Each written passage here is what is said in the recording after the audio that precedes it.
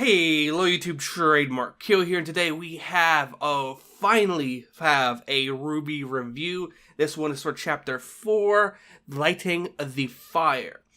Now, there's one specific thing, and one reason I'm making this video, because I used to be very huge into RWBY, and they changed up how they do it on Saturdays like it is today. The final episode, the new episode comes out, and on Tuesday, it is out for free viewers on the website, and that just kind of threw my schedule off. I kind of dilly-dallied, and then I just stopped doing them.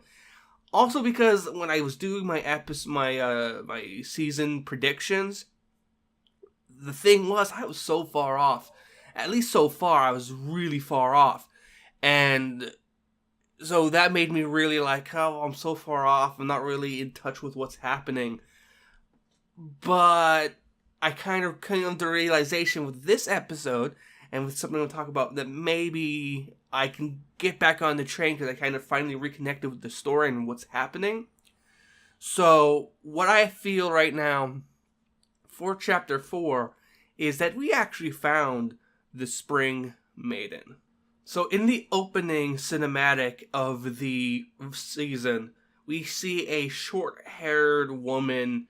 I believe she's confronting Raven, or it looks like she's confronting Raven in the short. In the short, I'll try to put a screenshot of it somewhere on the screen so you know who I'm talking about.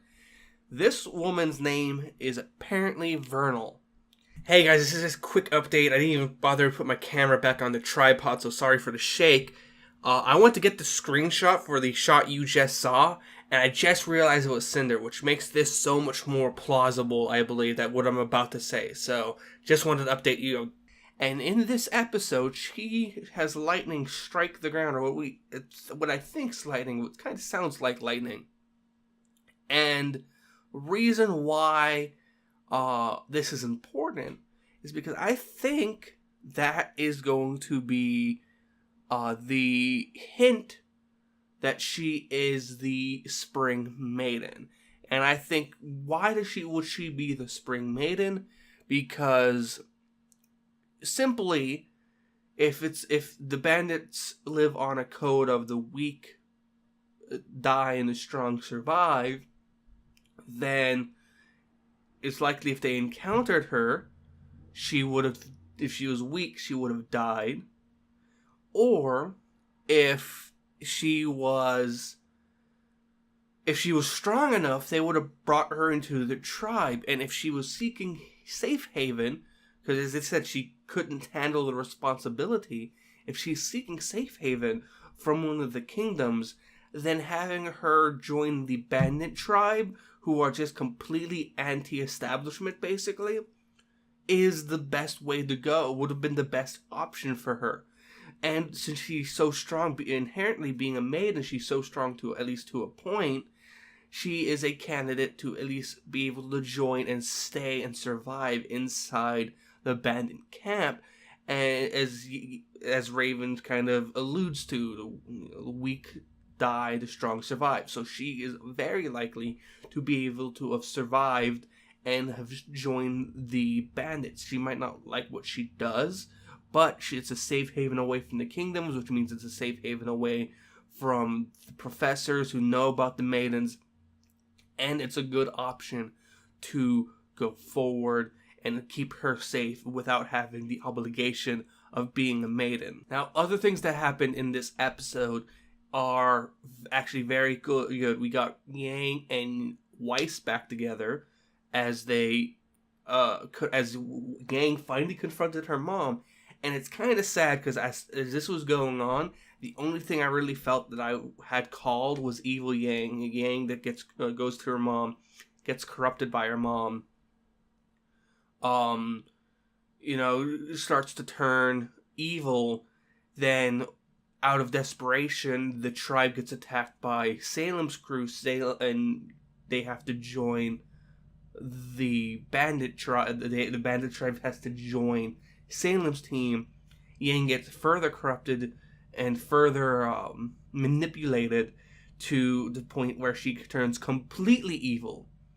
and she goes forward to do evil things. She actually might have enjoyed it or whatever, but she goes forward, kills people, possibly is one of the hands in the downfall of Mistral or something like that. But that didn't really happen. And especially on this episode, it's not really happening again either. The only reason, and it looks like there's no love in this situation, only reason Yang wanted to get to her mom was because she knows Crow is with Ruby, and we finally figured out how Raven's semblance works. I thought with her color scheme and everything, it was like a Michael Myers situation. Anyone who is asleep, she can portal to and haunt. That is not the situation. She can create tethers to people. She has 3 current tethers that at least Yang's talked about. One is Yang, one is Crow, and the other is her dad, or Tai Yang. So, that's how that works. And the only reason Yang went to her was to save time, to save the time in searching. Because if Crow's with Ruby, then you can instantly just go to Crow. And you go to Crow, you find Ruby. So, that's awesome. We also got Weiss back into the action.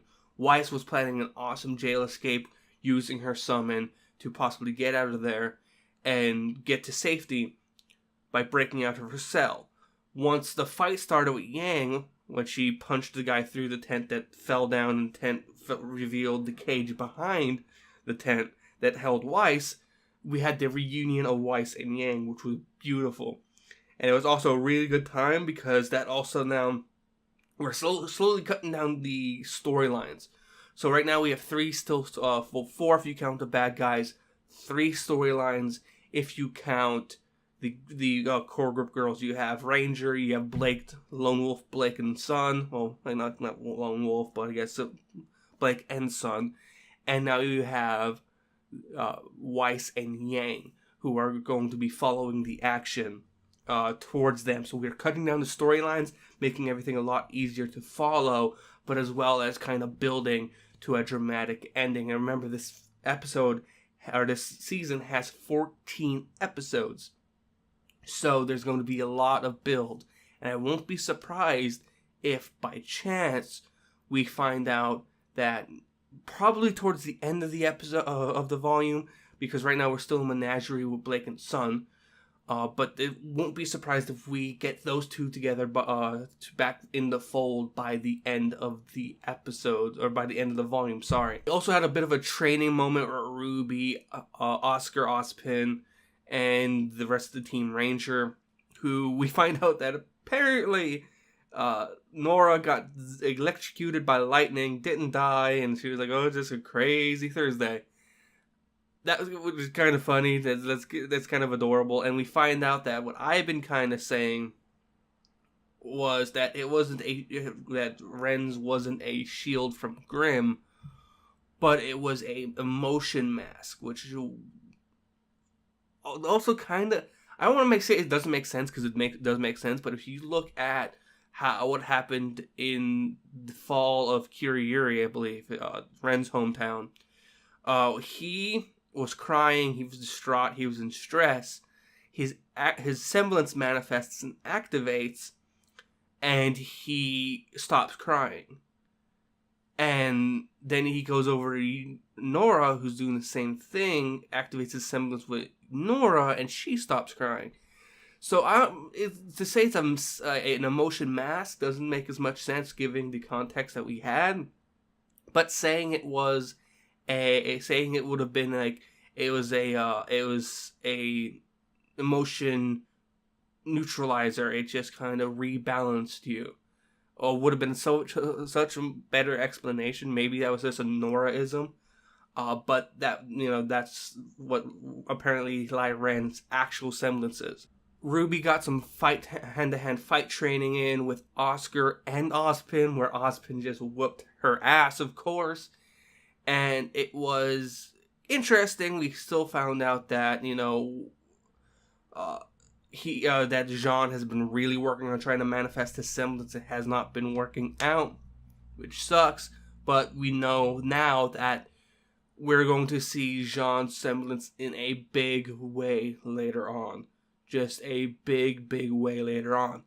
And it's going to probably be massive, dramatic, and it's going to be epic when that happens. At least I'm hoping so. So, with that being said, that's all I really had to pick together. You guys, again, this is Saturday. I've just seen the episode once.